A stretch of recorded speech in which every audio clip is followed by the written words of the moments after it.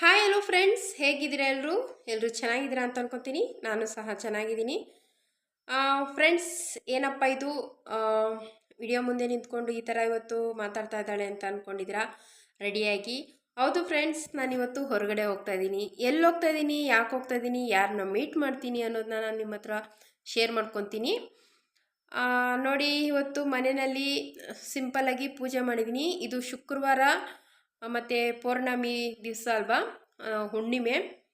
ಹಂಗಾಗಿ ಸಿಂಪಲ್ಲಾಗಿ ಪೂಜೆ ಮಾಡ್ಕೊಂಡಿದ್ದೀನಿ. ನೋಡ್ಬೋದು, ತುಂಬ ಸಿಂಪಲ್.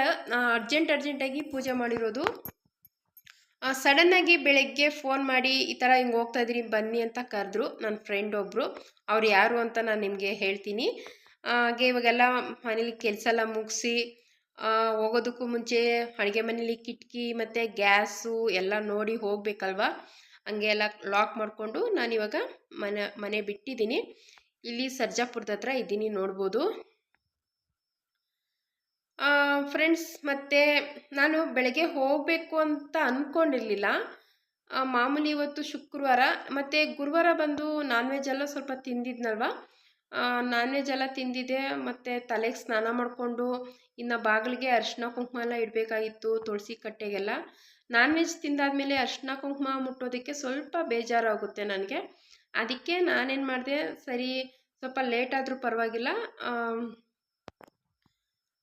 ತಲೆಗೆ ಸ್ನಾನ ಎಲ್ಲ ಮಾಡಿಕೊಂಡು ಪೂಜೆ ಮಾಡ್ಕೊಳ್ಳೋಣ, ಅರಿಶಿನ ಕುಂಕುಮ ಎಲ್ಲ ಇಟ್ಕೊಳ್ಳೋಣ ಅಂತ ಸುಮ್ಮನೆ ಆಗಿದೆ. ಸ್ವಲ್ಪ ಲೇಟಾಗಿ ಕೆಲಸ ನಿಧಾನವಾಗಿ ಮಾಡ್ಕೊತಿದ್ದೆ. ಅಷ್ಟರಲ್ಲೊಬ್ಬರು ನನ್ನ ಫ್ರೆಂಡು ಫೋನ್ ಮಾಡಿ ಈ ಥರ ದೇವಸ್ಥಾನಕ್ಕೆ ಹೋಗ್ತಾ ಇದ್ದೀರಿ ಬಾ ಅಂತ ಕರೆದ್ರು.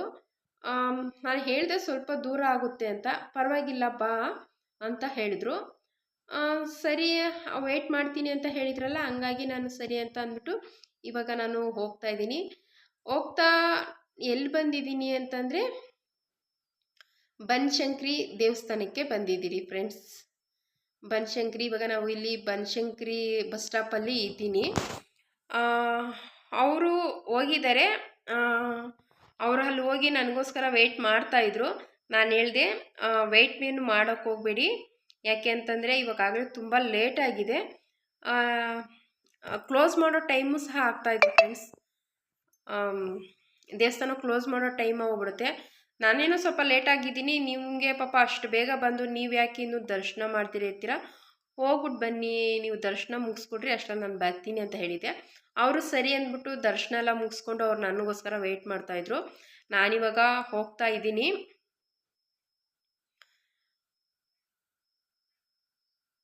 ನಾನು ಹೋಗೋಷ್ಟರಲ್ಲಿ ನನಗೆ ಸಡನ್ನಾಗಿ ಈ ಥರ ಬರ್ತೀನಿ, ಈ ಥರ ಎಲ್ಲ ಮಾಡಬೇಕು ಅಂತ ನಾನು ಅಂದ್ಕೊಂಡಿರಲಿಲ್ಲ. ಬಂದೆ, ಅಲ್ಲಿ ಪೂಜೆ ಕೊಡಬೇಕಾಗಿತ್ತು. ಮತ್ತು ನಿಂಬೆಹಣ್ಣಿನ ದೀಪ ಆಗಿರ್ಬೋದು, ಬೆಲ್ಲದ ಆರತಿ ಇರ್ಬೋದು, ದೀಪಾರಾಧನೆ ಎಷ್ಟು ಚೆನ್ನಾಗಿತ್ತು ಫ್ರೆಂಡ್ಸ್. ಎಲ್ಲ ನೋಡೋದಕ್ಕಂತೂ ತುಂಬಾ ಖುಷಿ ಆಗ್ತಾಯಿತ್ತು ನನಗಂತೂ. ಇದೊಂದು ಅಲ್ಲಿಂದ ನಮ್ಮೂರಿಂದ ನಾನಿಲ್ಲಿ ಬನಶಂಕರಿ ಬರೋದಂದರೆ ಸ್ವಲ್ಪ ದೂರ ಆಗುತ್ತೆ. ಆದರೆ ನನಗೆ ಎಷ್ಟು ಸಮಾಧಾನ, ಎಷ್ಟು ಖುಷಿ ಗೊತ್ತಾ ಈ ಥರ ದೇವಸ್ಥಾನಕ್ಕೆ ಬರೋದಂತಂದರೆ. ಹಾಗೆ ಬಂದಾದಮೇಲೆ ಅವರೆಲ್ಲ ಮುಗಿಸ್ಕೊಂಡು ವೆಯ್ಟ್ ಮಾಡ್ತಾಯಿದ್ರು. ಸರಿ, ನೀವು ಅಲ್ಲೇ ವೆಯ್ಟ್ ಮಾಡಿ, ನಾನು ದರ್ಶನ ಮಾಡ್ಕೊಂಡು ಬಂದ್ಬಿಡ್ತೀನಿ, ಇನ್ನೊಂದು ಸ್ವಲ್ಪ ಓದಿದೆ ಅನೌನ್ಸ್ ಮಾಡ್ತಾಯಿದ್ರು ಫ್ರೆಂಡ್ಸ್. ಇನ್ನು ಸ್ವಲ್ಪ ಹೊತ್ತಿಗೆ ಕ್ಲೋಸ್ ಮಾಡ್ತೀರಿ, ದರ್ಶನ ಮಾಡೋರೆಲ್ಲ ಬೇಗ ಬೇಗ ದರ್ಶನ ಮಾಡ್ಬೋದು ಅಂತ ಹೇಳ್ತಾಯಿದ್ರು. ಅದಕ್ಕೆ ನೋಡ್ಬೋದು ಜನನೂ ಸ್ವಲ್ಪ ಕಮ್ಮಿ ಆಗಿದ್ದಾರೆ. ನಾವು ಇವಾಗ ನಾನು ಮಾತ್ರ ಹೋಗ್ತಾ ಇದ್ದೀನಿ. ಆದರೆ ನನಗೇನು ಬೇಜಾರಂದರೆ ಪೂಜೆನೂ ಸಹ ಕೊಡೋದಕ್ಕಾಗಿಲ್ಲ, ಮತ್ತು ದೀಪಾರಾಧನೆಯೂ ಸಹ ಮಾಡೋದಕ್ಕಾಗಿಲ್ಲ. ಯಾಕಂದರೆ ನಾನು ಸ್ವಲ್ಪ ಅರ್ಜೆಂಟಲ್ಲೇ ಬಂದಿರೋದ್ರಿಂದ ಏನು ಮಾಡೋದಕ್ಕಾಗಿಲ್ಲ. ನನಗಾಗ ದೇವ್ರ ದರ್ಶನ ಆದರೆ ಸಾಕು ಅಂತಂದ್ಬಿಟ್ಟು ದೇವ್ರ ದರ್ಶನ ಮಾಡ್ಕೊತಾ ಇದ್ದೀನಿ. ಸ್ವಲ್ಪ ಬೇಗ ಮಾತಾಡೋದಕ್ಕೆ ಸ್ವಲ್ಪ ಬಾಯಿ ತೊಳುತ್ತೆ. ಒಳಗಡೆ ಹೋದರೆ ಎಲ್ಲ ನಾನೇನು ವೀಡಿಯೋಸ್ ಮಾಡ್ಕೊಂಡಿಲ್ಲ. ಹೊರಗಡೆ ಬಂದಾದಮೇಲೆ ಎಲ್ಲ ಸ್ವಲ್ಪ ಫೋಟೋಸ್ ತೊಗೊಂಡ್ರಿ ಅಷ್ಟೇ. ಮತ್ತು ನಾನು ಯಾರನ್ನ ಮೀಟ್ ಮಾಡಿದೆ ಅವರು ಸಹ ಯೂಟ್ಯೂಬರೇ. ಅವ್ರು ಯಾರು ಏನು ಅಂತ ಮತ್ತೆ ಒಂದು ನೆಕ್ಸ್ಟ್ ವಿಡಿಯೋನಲ್ಲಿ ನಾನು ನಿಮ್ಮ ಹತ್ರ ಶೇರ್ ಮಾಡ್ಕೊತೀನಿ. ಅವ್ರನ್ನೂ ಸಹ ನಮ್ಮ ವಿಡಿಯೋನಲ್ಲಿ ನಾನು ತೋರಿಸ್ಕೊತೀನಿ ಅವ್ರು ಯಾರು ಅಂತ. ಓಕೆ ಫ್ರೆಂಡ್ಸ್, ಇನ್ನೊಂದು ವಿಡಿಯೋನಲ್ಲಿ ಬರ್ತೀನಿ. Bye friends, thank you so much. ನನ್ನ ವಿಡಿಯೋ ನೋಡಿರೋರಿಗೆಲ್ಲ ತುಂಬ ಧನ್ಯವಾದ.